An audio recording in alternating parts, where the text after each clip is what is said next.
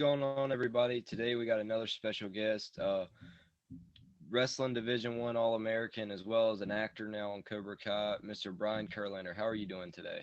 I'm doing great. How are you? So how'd you originally get started in acting? Well, it's funny you mentioned wrestling. We were in the wrestling locker room. This was at James Madison University 100 years ago, and a bunch of guys said that there was an improv group having auditions that night, and the stuff that we did in the locker room was the funniest stuff. And I was with the funniest guys that I'd ever known, and still to this day have ever known. And so a bunch of us decided to go and on a lark went to this audition for this new improv group that was starting at James Madison. And uh, it just so turns out that I was the only one that was cast in Yeah, yeah. this improv group. And that improv group lasted, I think, for uh, a solid 2 decades. And to Oh be a wow, part of yeah. that inaugural group was really fun and really laid the foundation for what later would become my career. Yeah, touching on Cobra Kai, did you film that in 2017? I think so. It was a couple of years ago. It was in the first season when they were still on YouTube. Yeah. And we filmed that in Atlanta, Georgia. And it was great. It was, there was certainly a lot of buzz about the show. It was such a great premise, such a great cast, obviously, just iconic characters that are so embedded in our cinematic, universe here. So it was, thrilled to be a part of it. Yeah, so speaking of, the move from YouTube to Netflix, I know you were only in like 1 to 2 episodes, but what was that like, seeing yourself on Netflix and it's this big show now? Oh, it was really just a great thrill. I had I've done House of Cards, which was a pretty big Netflix show, but to what's so much fun is to do shows where you're a fan. Yeah. I was always a fan of the Karate Kid growing up. The original Zabka and Machio version of it, and same thing with House of Cards. I was a huge fan. It was date night for my wife and I. We would watch House of Cards. So to get booked on shows like that, Yeah, just yeah. total thrill.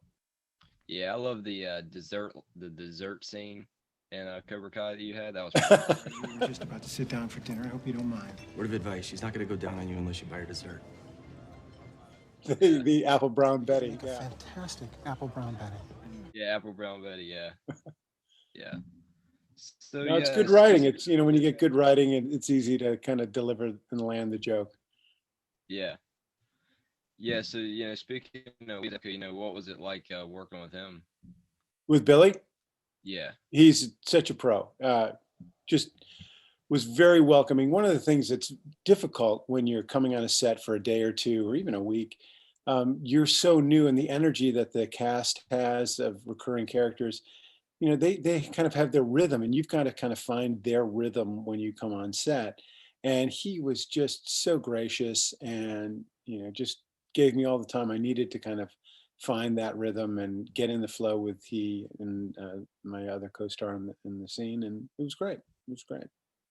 Yeah, for you, what is a dream role you might have, something you'd love to just be in? Oh, I mean, MCU.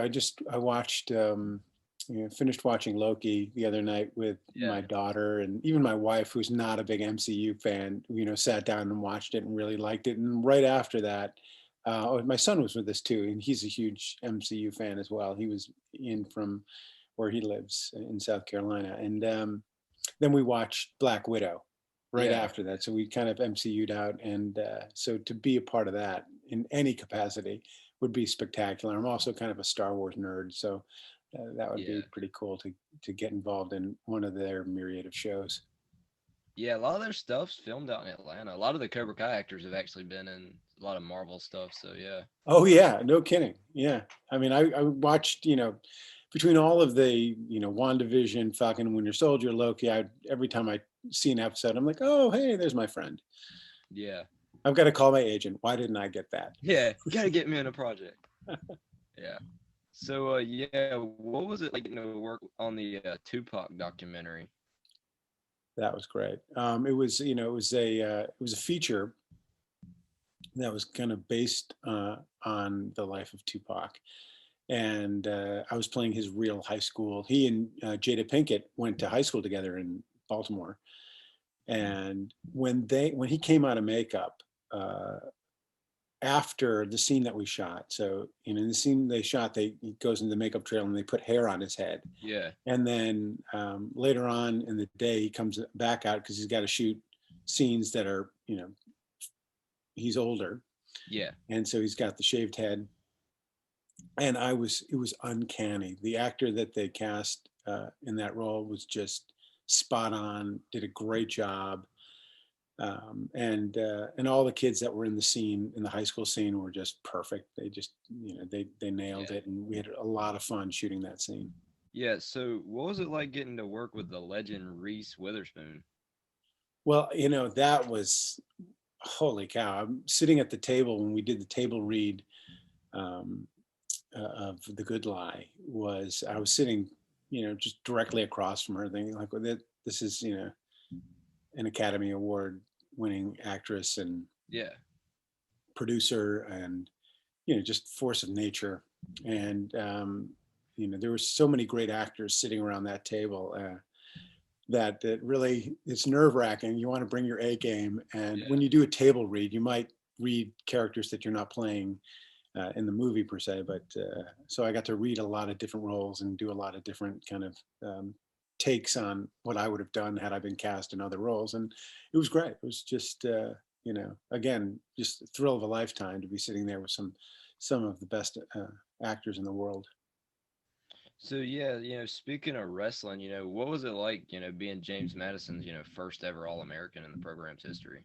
Yeah, well, that was almost a decade in the making. A lot of hard work, a lot of as you know, as a wrestler, I put a lot of Oh yeah. miles in plastic suits, running 10 Yeah. miles, first thing in the morning. Then you're in college, so I got to go to classes all day, and then I would go to practices in the afternoon for 2.5 hours. And I had this my own little thing where, if anybody scored a point on me in practice, I would go out to the football stadium and I would run 100-yard sprints for every point that was scored on me in practice. Yeah.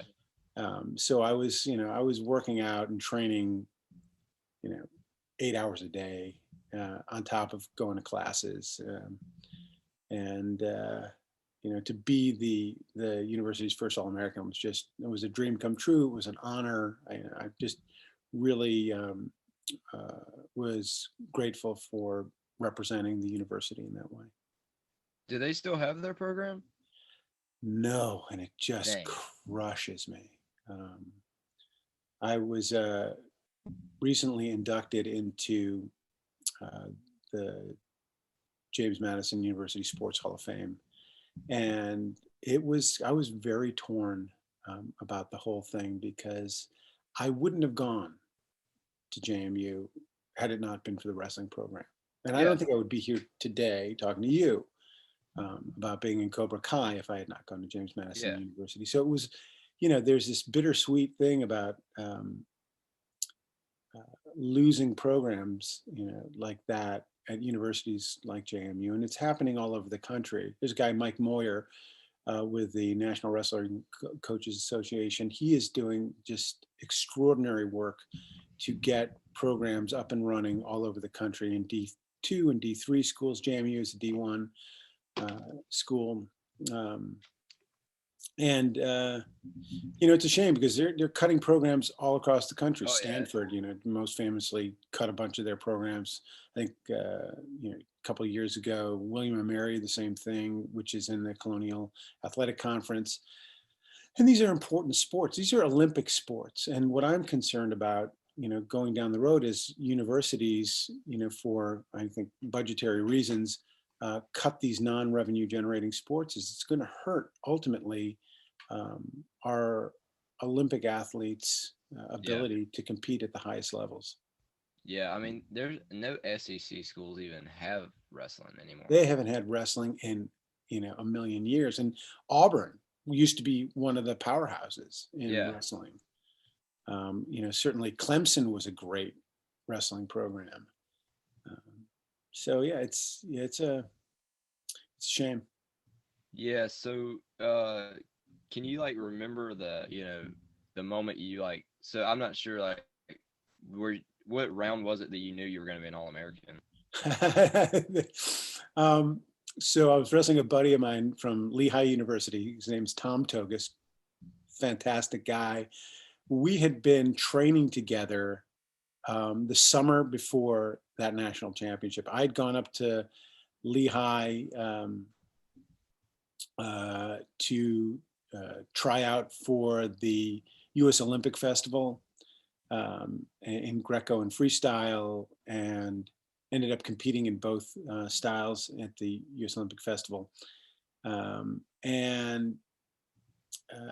And he and I trained. He came back to. We became friends, and he then came and took some courses at James Madison over Yeah. Maymester, and we would go up into the wrestling room and we would wrestle, and we were like completely matched. We would go at it, and it was super intense, incredibly fast.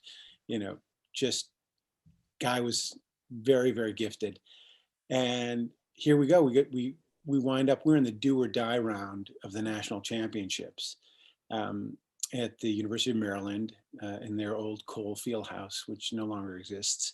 And with 11 seconds left in the match, it's a tie score. And in my head, I'm thinking, I'm so wiped. I can't go into overtime with this guy. Uh, and we're locked on the mat. He's got my like head in a scissor lock. Yeah. And the only voice I hear is my father's voice from the stands. And there are like, 20,000 people in the stands, but I hear him yell, "You got 11 seconds left, do something." Yeah. Yeah. And I ended up peeling my head out of that scissor and, reaching around, and literally at the buzzer, I got two for the takedown. And, unfortunately Tom was out of the tournament at that point, and I moved on to the medal round and was Yeah. already an All-American. So that was, and I just ran around the mat yelling, "I'm an All-American, I'm an All-American." Yeah. I was Yeah. so happy because no one had ever done that before at my university. And previously in my high school, nobody had been a state champion. So, being able to be the first to do those for, the places, and the Yeah. people that I loved, it was awesome. Yeah, so you've gotten to work on a lot of stuff. What was it like getting to work on a couple of Tyler Perry's projects? It's good that I have a theater background, because when you work with Tyler Perry, he moves so fast. You don't, Yeah, I've never, there are no film sets or television shows that move as fast. Soaps, no, nothing moves as fast as Tyler Perry. And he's there shooting and rewriting on the spot as you go. And if you're lucky, you might get a second take. You're definitely not getting a rehearsal. You just walk in and you got to be ready to rock and roll. The first thing I did, I had to use a crash cart in an emergency room. Guy was flatlining, and I come in with a crash cart, and you put the paddles on him and do the whole, clear and shock him. But there was no rehearsal with the crash cart. It was just, get on YouTube, look at how you're supposed to do it, and talk to maybe, somebody on the set who might have some idea of how to do this, and then you just rock and roll and you go. So the first time, the actor that, there's an actor like putting a pillow over a guy's face, and that's why he flatlines. And I come running in with a crash cart because the alarms go off, and I see the pillow on his face, and I stop, and I look around. I see the guy standing in the corner of the room, and I yell, "Call security," which was not part of the line. And yeah, Tyler calls, "Cut." He's like, "That's not the line." I said, "Yeah, but there's a pillow on his face. How am I supposed to react to that?" yeah, yeah, So he's like, "Okay, yeah, that makes sense. Yeah, take the pillow off his face next time, and let's do it again." So yeah, it's fun. It's fun, but it's fast. yeah. I heard he like bought like half a military base and just put all sound stages there or something crazy like Yeah, that. he did. It's just an extraordinary facility. He's really set it up to make the productions move quickly. It's all world class, state of the art stuff. It's really something. And that's the around Atlanta. There are so many great facilities for shooting. You've got now Trilith, which is the formerly Pinewood Studios, um, where they shoot all the Marvel movies, and the Screen Gems, where they shot Hunger Games, and Black Panther was shot there because Screen Gems was I'm sorry, Trilith didn't have their full capacity yet built out, so they'd had to really move forward with building out their Yeah. studio spaces. So yeah, it's there's a lot of great infrastructure for major film productions in Atlanta. Yeah, so for you, when did the auditions and stuff start picking back up for you? Because I know, with COVID, everything was shut down, for a while. Yeah, it really didn't pick up for me until the beginning of this year, and it's been crazy ever since. I've shot two movies and a miniseries, so I was booked from January through May. That's awesome. Yeah. Yeah, so and had my first starring role in a feature, which will be coming out hopefully sometime in 2021 or 22, called Black Balsam, co-starring Josie Davis and Emily Topper, who's this up-and-coming actress who you will know. She's spectacular. Ryan Bauman, also a great young actor. So that was really amazing. And then another small film called Home Safe, and then the miniseries Dope Sick, starring Michael Keaton. So I lost you. Can you?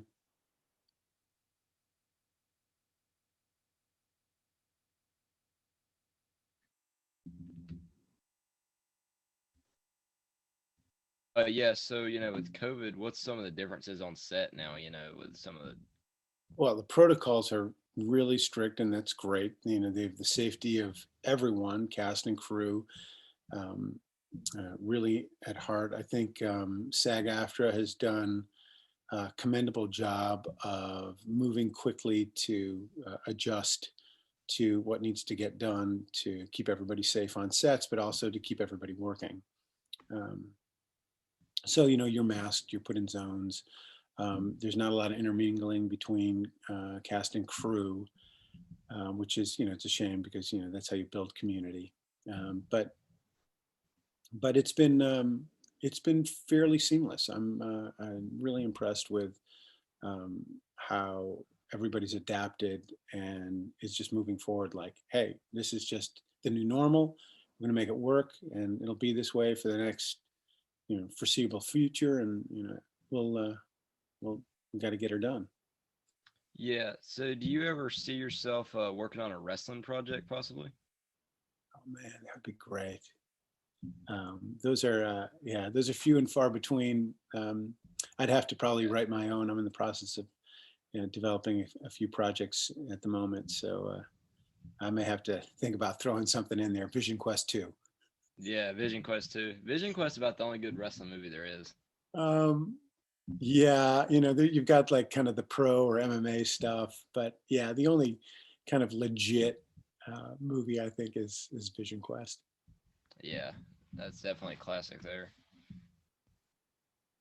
Yeah, so for you, what is your favorite project you've got to work on for you personally?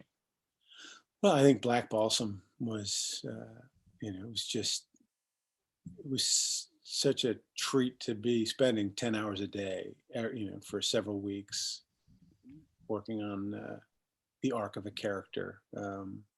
I really enjoyed my recurring role on the Fox series Star. Um, Yeah. that was uh, that was fun, and cast was great. Uh, I do a lot of theater, so I'm very I Yeah. love working on the stage, and my training is classical, so I've done a ton of Shakespeare and Shaw and Moliere and that kind of stuff.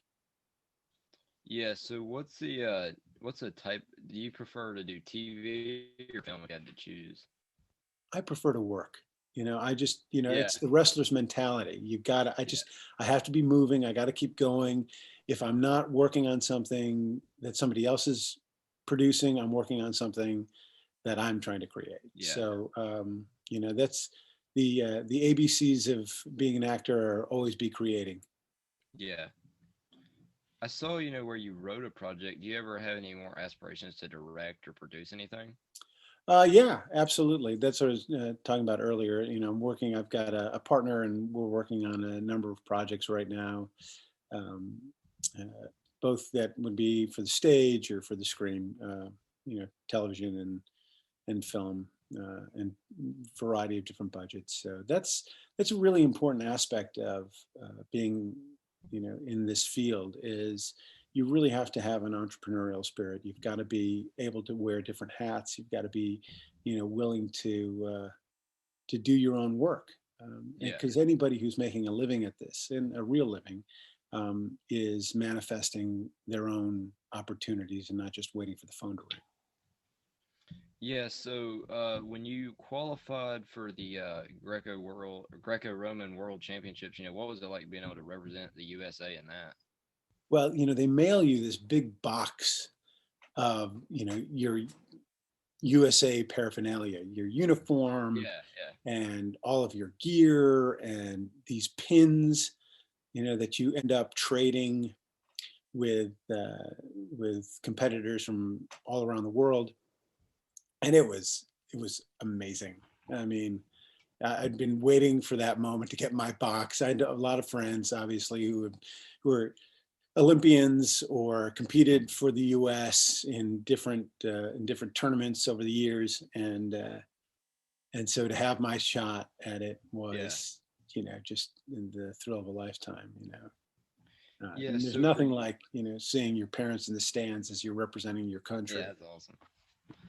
For you, what's one rule you think they should change in wrestling, folk style wise? The way, it's been so long, and the rules have changed so much. Yeah, When I was doing it was, 3 2-minute periods. I watched a lot of the Olympic trials this year, the freestyle stuff. And what I would do is I'd probably get rid of folk style altogether, yeah, because it doesn't help us internationally, because yeah, nobody else in the world competes in folk style wrestling. So why don't we yeah, just, why don't we switch to a freestyle format and have everybody competing in yeah, freestyle at the collegiate and high school level, so that everybody's on the same playing field, and then we can really, foster a little more expertise both in freestyle and Greco. We've gotten much better over the decades since, I was on the team, um, but we need to have more skilled athletes in yeah, that particular area of the sport. yeah, yeah. That's why. I mean, in like North Carolina, where I'm at, there's nobody has freestyle around here, like at all, Yeah. or Greco. Exactly, and that's why, that hurts us at the international level. Yeah, I've been watching a lot of the Kyle Dake videos. That guy's a beast. I mean, he went out there and made. I mean, he dogged Jordan Burroughs. He dominated. I mean, it wasn't, he didn't wasn't a huge score, but Jordan He Burroughs could is keep up with also it. just an amazing athlete, great wrestler. He's been like at the top of the game for, nearly 10 years, uh, and Dake is, just you watch his training regimen, you watch, his philosophy on diet and nutrition and he's been on the cutting edge since his days at Cornell. I mean, he's the only, 4-time NCAA champion at 4 different weight classes. Yeah, That's just ridiculous. yeah. Well, like I mean, Kel Sanderson was a four-time NCAA champion, but like one of those years he redshirted. But Dake never redshirted or anything. He just Right. went in there and did Yeah. it. Not to mention he had a pretty rigorous academic life as well at Yeah, Cornell. Cornell, Ivy League. Yeah. So for you, who's your favorite team to watch in college now? Oh, I mean, uh, I think, the Big Ten has really, kind of dominated the sport. Yeah, absolutely. So, the Michigans, the Ohio States. Uh, I'll always be a fan of Iowa. I went to their intensive training camp when I was really young, just starting out, and it really made a difference for me. I went from, I think, second in the JV counties to second in the state, within, a year, just by Yeah. spending a month training with, the best Was that collegiate the J coaches and Rock camp? athletes. Say it again. Was that the J Rob camp? Yeah, well, that was back then. It was before Jay Robinson took it over. It was the Dan Gable intensive training camp, and he ran it, and then started his own camp, based on that kind of training, which was, I mean, it was the most intense. It took us to a whole other gear. Like nobody that went there knew that they had the gear that the intensive camp showed us we had. Yeah. I just want to thank you for coming on. It was great to be able to speak with you today. Hey, likewise. Thanks for having me.